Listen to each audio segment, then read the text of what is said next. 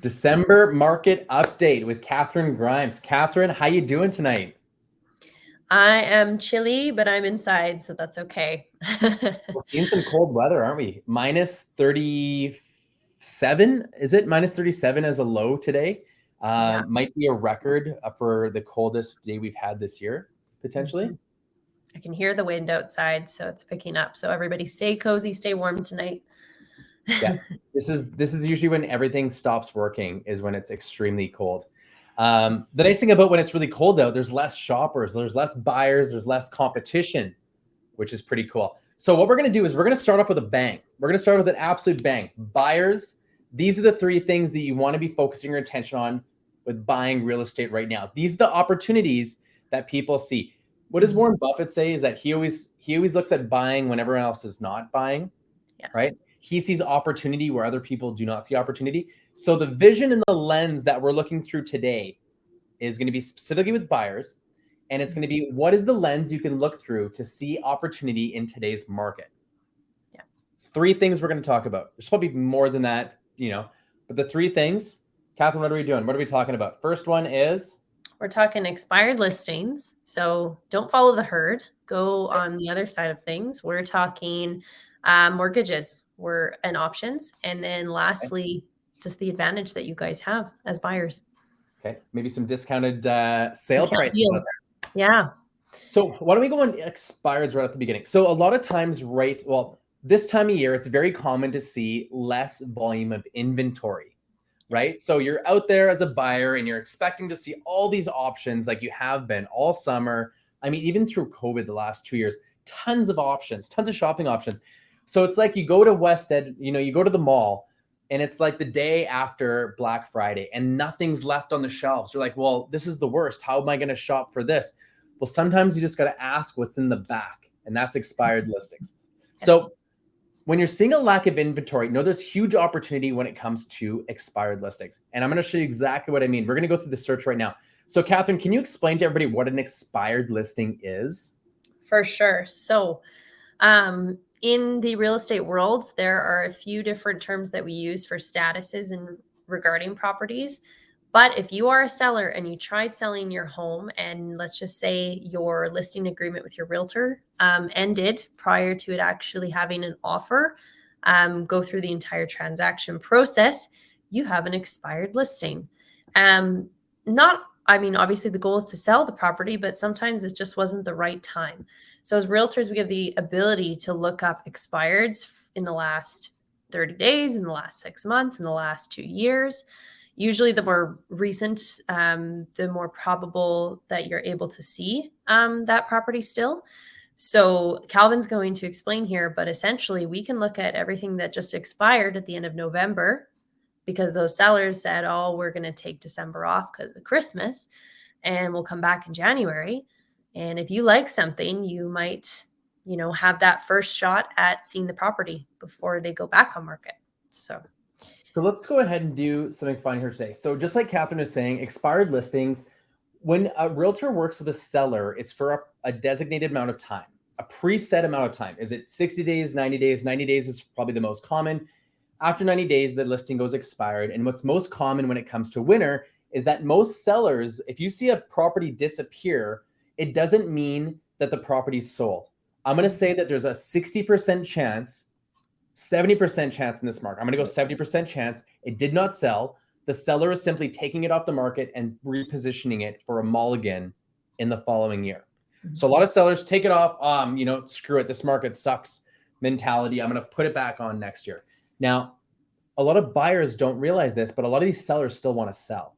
So if I'm working with a client and say, for example, we're working with a client, whether it's, buy and hold, looking at some kind of rental property, a family that really wants to live in this area, fix and flipper, whatever it is. I can map out specific areas, as you guys can see here. I'm looking at expired listings in we're going to go last 30 days. And for single family detached, and there's 27. So if I search these properties here, it's going to give me a list of properties of properties that may have not sold. Okay. So what actually I can do is I can go expired and sold in the last 30 days. And then I can team it up and start to see which addresses are replicated. So here we go. Here's one, 10303 74th Street. I don't see any duplicates of that address. If I do, then it shows that that property sold. Okay. So let's go for example here. Like there's one in Terrace Heights. Oh, that one did sell. Okay, we're looking at sold. Let's go expired. Here, let's find another one. Let's go ahead. Capilano, here we go. 336. Looks like a good price to me.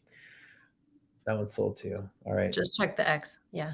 I'm totally, I'm not checking the X's, Catherine. I might need glasses here going into the winter. I hope not. I know Costco has a good deal on glasses though. Okay, And let's go ahead. while, What's that? while he finds that, too, sometimes sellers will take a property off the market for even just like a couple days. Depends on their situation. They might have something they need to fix, something they want to change, flooring, paint, whatever it is. So you never know. You don't know that reason until you ask. That's right. So if you're looking for properties actively right now, because you know that the biggest discounts you can receive are in the wintertime, true. So you're shopping for properties, but your biggest challenge is lack of inventory.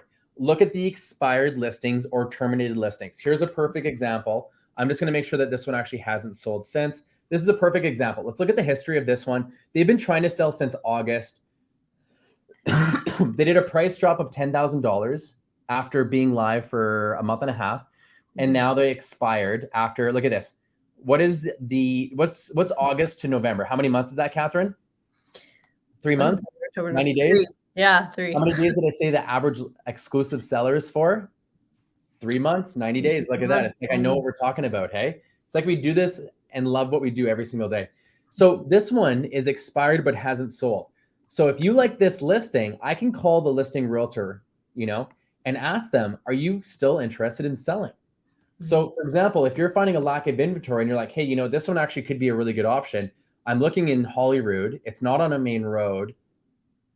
Click through the property photos because we have access to everything still as if it was still active. And you're like, you know what? This actually could be a good renovation project. This could be a property that could be a good buy and hold property, or this could be a good fix and flip property, or, maybe this is a good family property for you to do renovations and then live in the summertime. But I mean, this property looks like it could be an excellent, look at that big lot too. Oh, look at this. I might have to go buy this one after today. Nice big lot too, 610 meters. So that being said, don't try and see opportunity where other people don't. So just because there's a lack of inventory for what you're seeing as active, it doesn't mean that there's not this bulk of inventory that's available that you can't see. Ask your realtor. Be like, you know what? If you're looking to shop in a specific area, ask your realtor, send me all the expireds in the last 60 days in these communities with this price point, this square footage, days, bedrooms. They'll send it to you. It takes me no time at all. I could call that realtor. It'll take me 5 seconds. I could literally call them right now while I'm on the phone or while I'm on the Zoom with you, Catherine, and ask them, hey, is this seller still interested in selling? If so, what does that showing process look like right now? Yeah. Right? There's probably, I'm going to say an 80% chance that they're still looking at selling and you can go see the property right now. You might even get a discount because the sellers are like, well, in a case like this property looks like it's completely vacant. Insurance standards means that you have to go there every 48 hours on a vacant property if you want insurance to stay consistent on the property and not be void. So when a property is vacant, the seller is going to be extra motivated because they don't have to go there and shovel. Right? If you can avoid from them having to go shovel, go visit the property 48 hours, you're removing the risk of things going terribly wrong. You might get an amazing deal. This one's listed for $359. I'd throw in an offer at $310, $315 and see how they come back. Right? You might just achieve the deal of a lifetime and you can offset what we're seeing for increased mortgage rates. And that definitely plays into one of our points today is the pricing. So I mean, there are deals there, and we encourage everybody to make those offers, even if you do think it is low. If it's significantly low, us realtors, we have magical powers. We can usually do some negotiation work behind the scenes to make it a little bit more attractive. But don't be on the fence about it, and don't wait until January. Now is the time. You won't see prices like this for the rest of the year, likely. Yeah, that's right. So put in offers. We usually see the biggest discounts right now, like Catherine's saying. Put in the offers that you think are going to be in your favor. Don't be afraid to put in offers. There's a lot less buyers out there. sellers will be sitting around for longer. Days on market is going up. There's less sales that are being transacted in. Put offers in where you feel like the property should be for value. Okay. Your realtor will be happy to write offers for you. Okay. Now let's talk about another point. So Catherine, give me one of the biggest objections that you're handling right now. Is it interest rates? Would you say that's maybe a reason why a lot of people are sitting on the sidelines? Yeah, there's a number of reasons, but one of them is definitely affordability, interest rates, obtaining the right mortgage, obtaining the right financing. Even if that's just a line of credit, there are some challenges. It's becoming more competitive out there. So one thing that we can take a look at, and I know Calvin will deliver more on this, is assumable mortgages. So if you are interested in a property, but you're not quite there financially, or maybe you're just kind of on the brink of affording something, but you feel as though it might just push you over the edge, ask if their mortgage is assumable or if it's something that you can take on, because their rate might be just that much better and more affordable in your price range.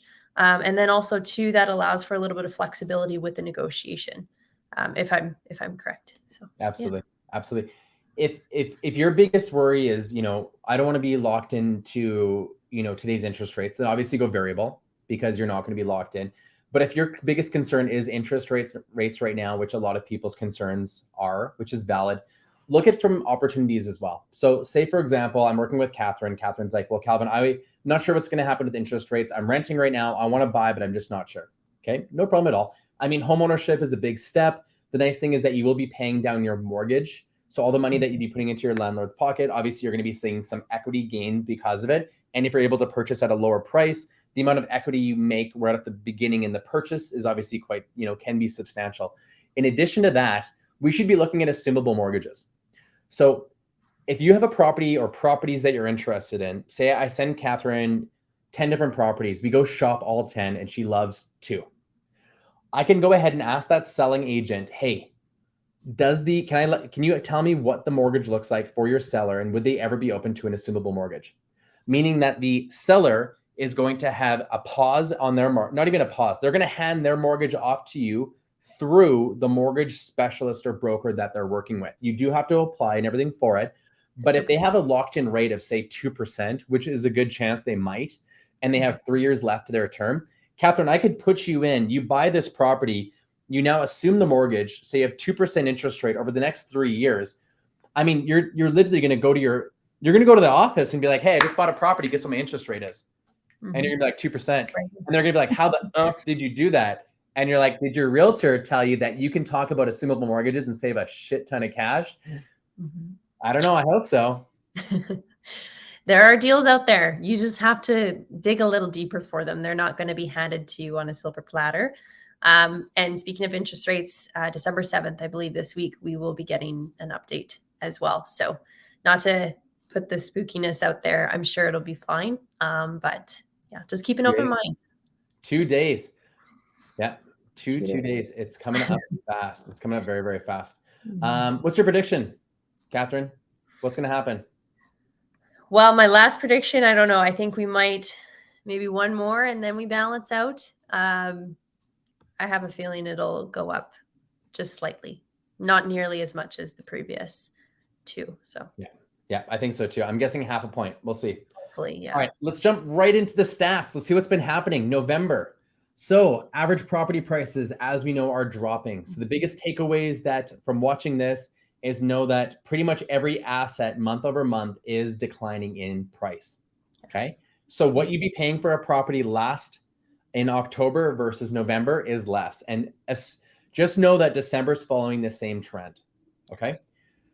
When it comes to new listings, so I'll take your attention right over here. We are less. We're seeing less and less new listings as we normally do at this time of year. And then year over year, we're down by about 4.5%.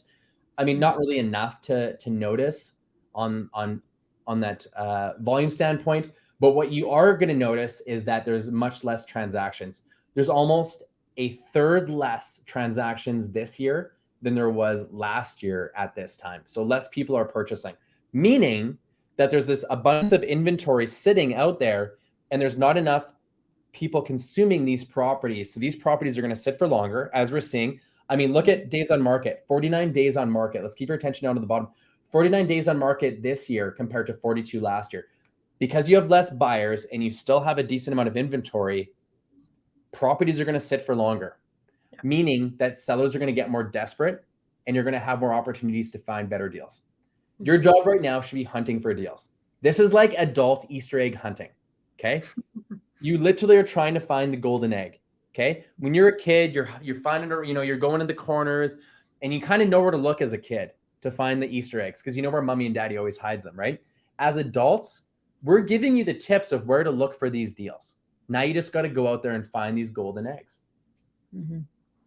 Yeah.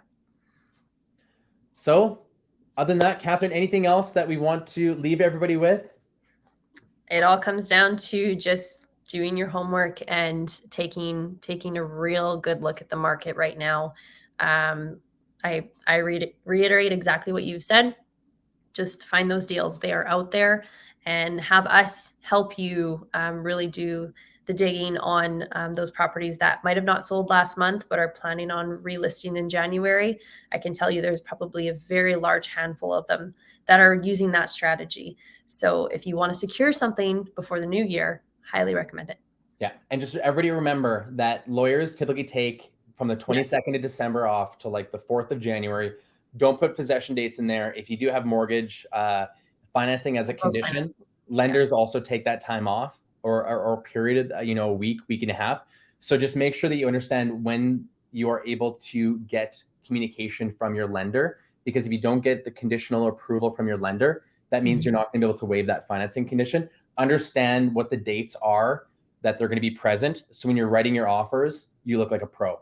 Always make sure you look like a pro for the other person. They'll appreciate that. So other than that, Catherine, thank you for joining me as always. And I will see you all for the next January. Yeah.